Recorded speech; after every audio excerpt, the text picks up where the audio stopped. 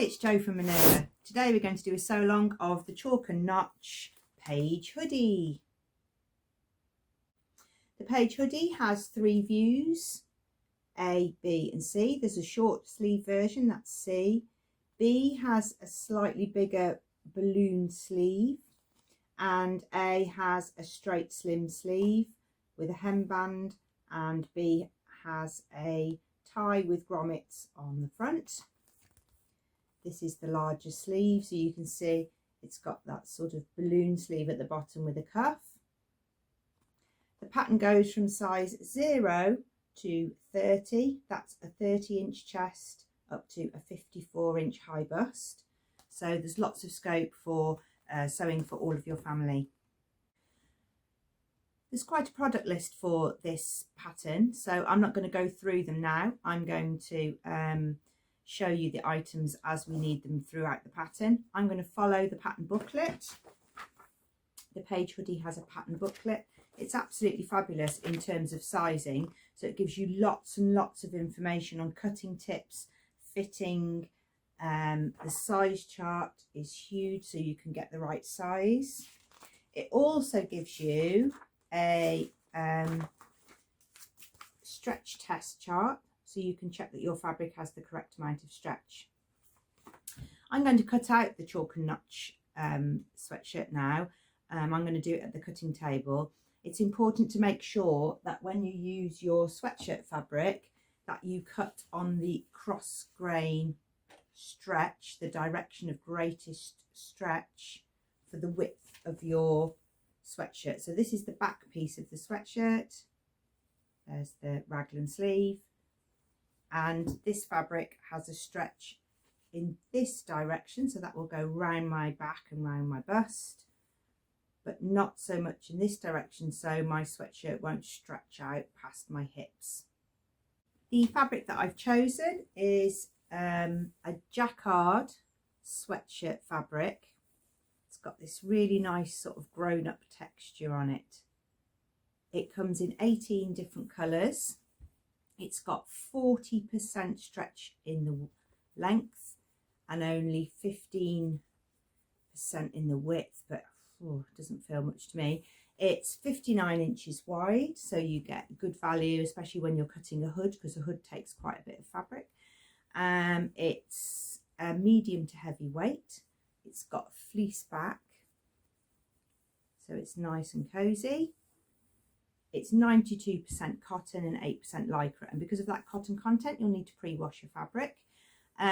It makes this pattern a bit of a step up from just a round neck sweatshirt like a Billy sweatshirt or a Linden sweatshirt.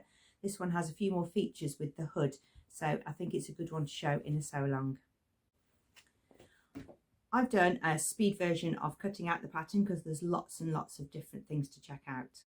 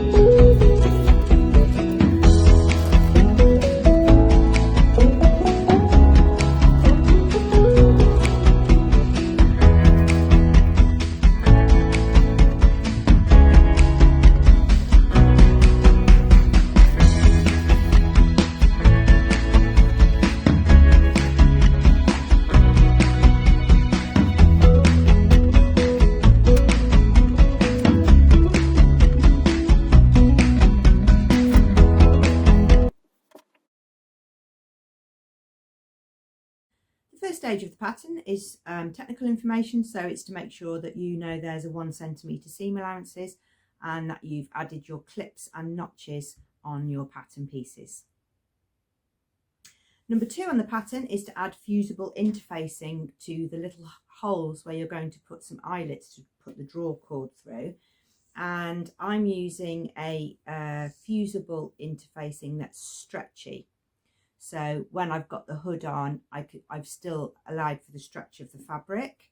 It's got glue on one side, it's smooth on the other. You need to be careful with it, it's very delicate, so you need to have an iron or a press cloth. And on the wrong side, you put a little square of fabric. You need to use a stretch needle or a needle that you've tested on a piece of the sweatshirt fabric to check it's not pulling or skipping stitches, and you will need to have it on a stretch stitch. There's a couple of ways you can do that. You can put it on a normal zigzag and have it very, very narrow, which is 0.5, and then have it on a stitch length 2.5 or 3, or you can use a lightning stitch if your machine has one, which is a sort of very sharp zigzag that's very small. I don't use a lightning stitch very often because I absolutely hate unpicking it if it goes wrong, so I always use just a zigzag stitch, very narrow, 0.5, and then a length of 2.5 or 3 mil. Now we can start constructing. So the first thing to do is to make the sleeve bands. There's a couple of different ways you can do this. So you can buy ready-made cuffing. You can use your actual fabric and make sure that you've got the widest stretch going round your wrist so that you can stretch it across there and it will recover back to your wrist. Or you can buy a piece of tubular ribbing. So this fabric is one big tube, but you cut the sleeve band pieces on the greatest stretch. Obviously you've not got the stretch that way. This is cuffing ribbing, so it goes that way. Once you've cut them out, in whichever way you're creating your cuff band, you then need to sew the long sides together. There's a sort of kink in the middle.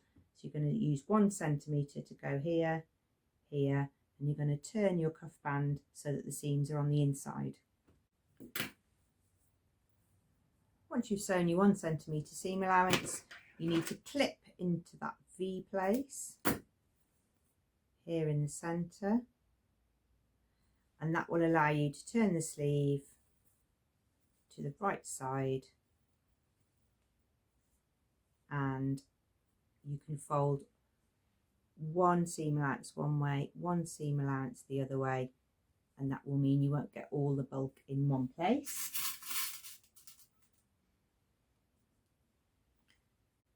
And that's the sleeve cuff, and you can see that I've got the stretch in the right way because it's fitting over my arm and it's stretching in the right direction.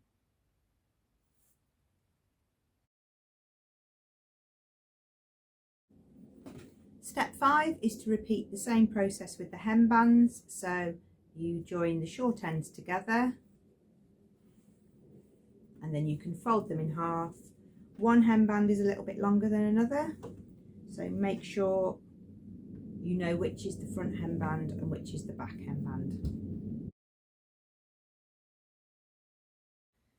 Stage 6 and 7 is to attach the sleeves along the raglan seams of the front and back bodice. Now you're going to have to match some notches so that you don't get your sleeves in the wrong way round, because the front sleeve length is longer than the back sleeve length. It's still a 1 centimetre seam allowance.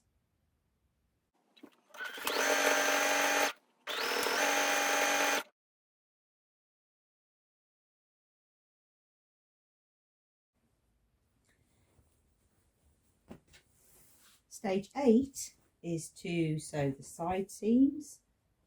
So you're going to take a seam from the hem up the side, matching the armhole seam, and then along the sleeve. So it will go up here and along here. Same on both sides. Stage 8. Now you may be skipping a few steps depending on which version you're doing. So after you've sewn the side seam, then if it's the short sleeve version, you're hemming your short sleeve now.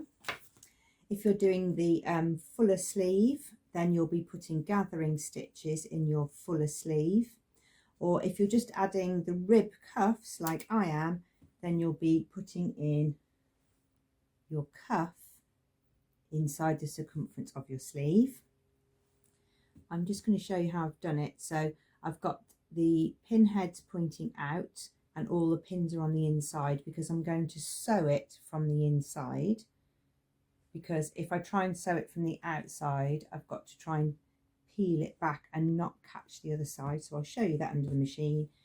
You quarter your cuff, so it's got a pin in the seam, the opposite side, and then again in half. So you've got 4 pins. You're going to match up the seamed line with the seam line of the sweater. And it's going to be pin to the top so that you don't scratch yourself under the machine. And then you're going to put all of the main quarter pins in. And then you can put another pin in if you'd like to, depending on how stretchy your fabric is. There's one more there. That's the last one. So you can put in just 4 pins like that and stretch it. So I'm going to have the cuff on the inside and the foot on the inside. So I shall be sewing inside the ring of the sleeve.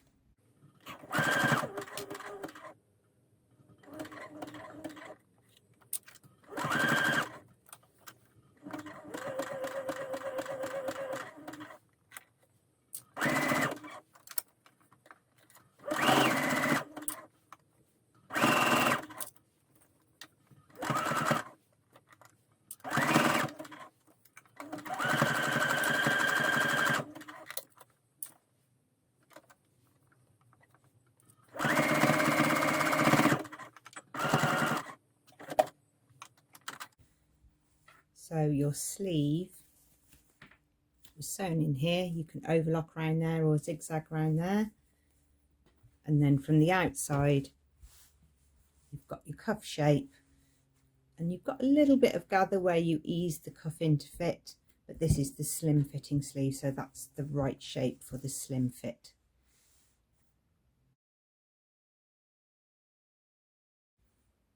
Step 12 is to follow exactly the same for the hemband. So you've got the seams on the hemband, so you want your pin heads to be pointing out. You quarter it. This one's already been quartered. And then you attach that to the hemband in the same way as the cuffs. It's important when you put the hemband on not to stretch the top, but only stretch the hemband. So you'll see here on this last quarter that I'm doing, I want to take all of that fullness in, but I don't want to stretch the actual sweater. So I've got to stretch, get a pin ready, and then I've got to stretch the hemband, but not the top. And you'll know that you've got it because you'll get all these tiny little ripples, because the hemband is straight and this is the slack. So when you sew it, you'll sew it so that it's straight, and then you'll get the sort of slight gather around the hem. So if you're trying to ease in all of this fullness, you can't do it from left to right or right to left. You need to keep working and splitting, halving. So between these 2 pins, I've found a place where it's straight. Now I need to do the same between these 2 pins.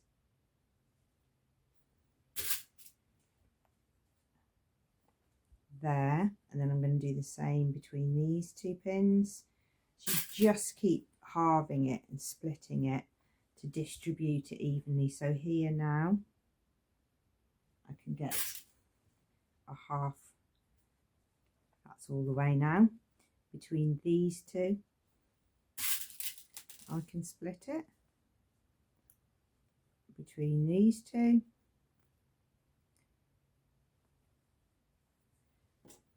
and the last one. So that way, over that distance that we just looked at, which was between that green one there and there, you've got an even distribution of all of the jumper amongst the hemband. It does mean you've got to stretch a little when you're sewing, but don't overstretch it. Don't stretch it past the point of it being straight. If you do, you'll have a really wavy hem and the hemband won't get to do its job and do its stretch recovery and pull back the sweatshirt front and back. There is an option to top stitch here.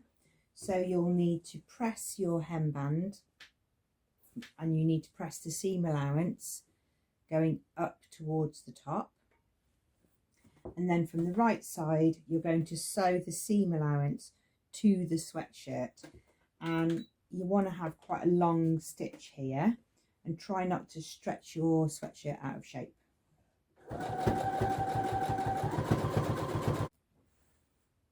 I like the effect of the top stitching. It's sort of revealed some of the texture in the fabric. There's also an option to top stitch around the cuff as well, and you would do the same there. So you would be attaching the seam allowance to the sweatshirt and you will get a line then around here. So those are all the details. So you should have now a basic sweatshirt with all of the details added, and then it's time now to work on the hood.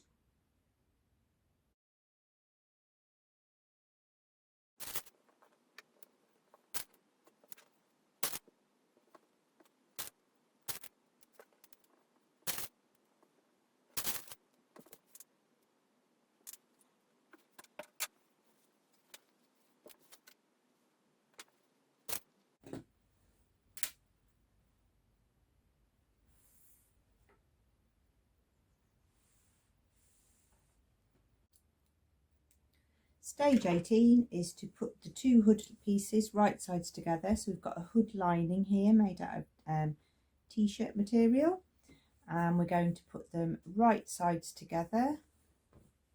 I'm going to take in any ease, match up the raw edges, I'm going to sew along that front edge and then understitch along that front edge. And it's really important that you understitch it so that your lining doesn't roll out of your hood and towards the front. So you want to keep the lining inside the hood.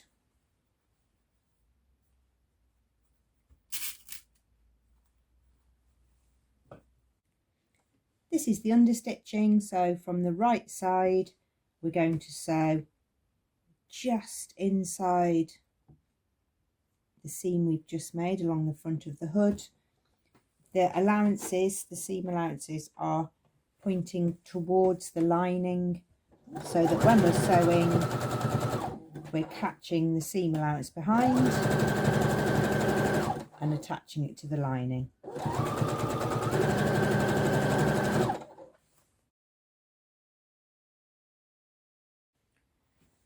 Once you've joined the hood together, you need to add your eyelets. So you can just follow the instructions on the pattern. And then it's time to top stitch around the hood edge. And then you can do the top stitching. Now, it says to put your cord in at the end of the pattern. It's the very last thing to do. But I'm thinking if I do all the top stitching and attach all of this to the hoodie, I don't know how easy it's going to be to get a cord through that hole and work it all the way along here. So what I've done is I've put my cord in now. I think that's just a much easier way to get the cord in. So I've poked it through the eyelet, I've got it in there, so I've just got to be careful not to sew it. It's all the way around the outside of the hood and back out the other end, so that I've got my cord in ready while I can get at it. Hope that helps. Okay, it's the grand joining of the hood and the sweatshirt. So on the centre front, you'll have a little line where you've mark the centre front. You'll also have a little nick on the hood, which is your centre front line, which is somewhere around where you top stitch, so it's sort of 1 inch from the edge, just to get an idea. And then you're going to follow the rest of the neckline round. So you start on the left side as if you're going to wear it, and you pin it on, and then you keep going round all the way around the back. And when you get to the front again, you will have overlapped the front like this.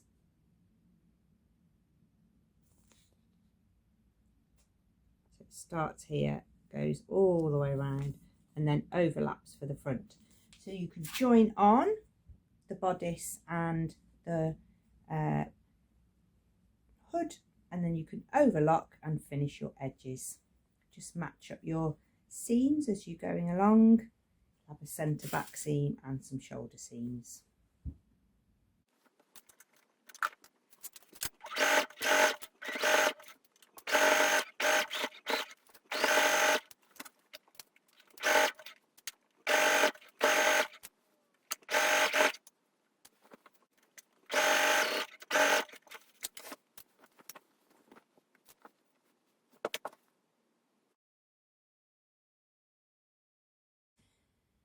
I hope that sew along's helped you think about choosing a sweatshirt with a few more details in. It's a particularly good pattern for teenagers because it goes down to quite a small size, so you could take sort of early teens, 10, 11, 12-year-old tops. It's also unisex. I've sort of finished this and thought, gosh, what sort of male ones could you make in the larger size, because it goes up to a very large size.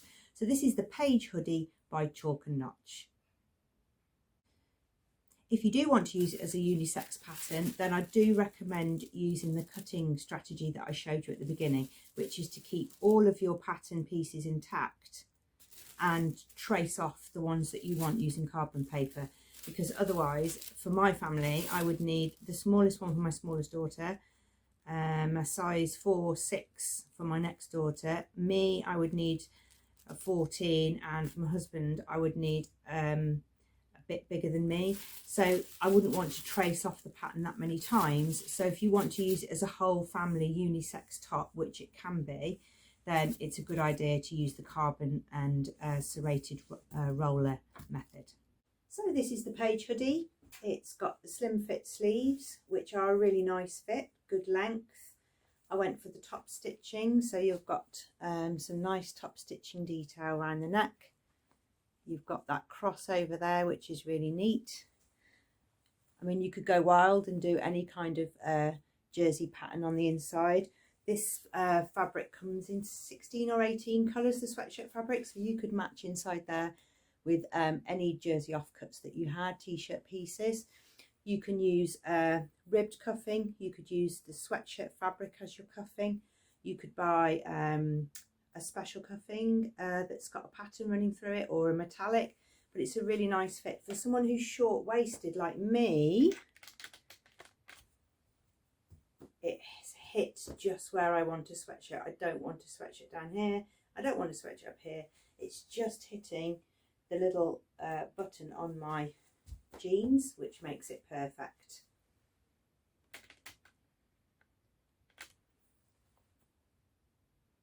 Take a look at some of the other colourways in this fabric. Click on this fabric below and see what other people have made with it. You can also check out the Chalk and Notch pattern. If you click on this from the product list, you'll see what other fabrics people have chosen. You might find something that's different to this, maybe with a pattern or with a metallic finish, and you can really change the look of this Page hoodie. Thank you very much for watching. See you again soon.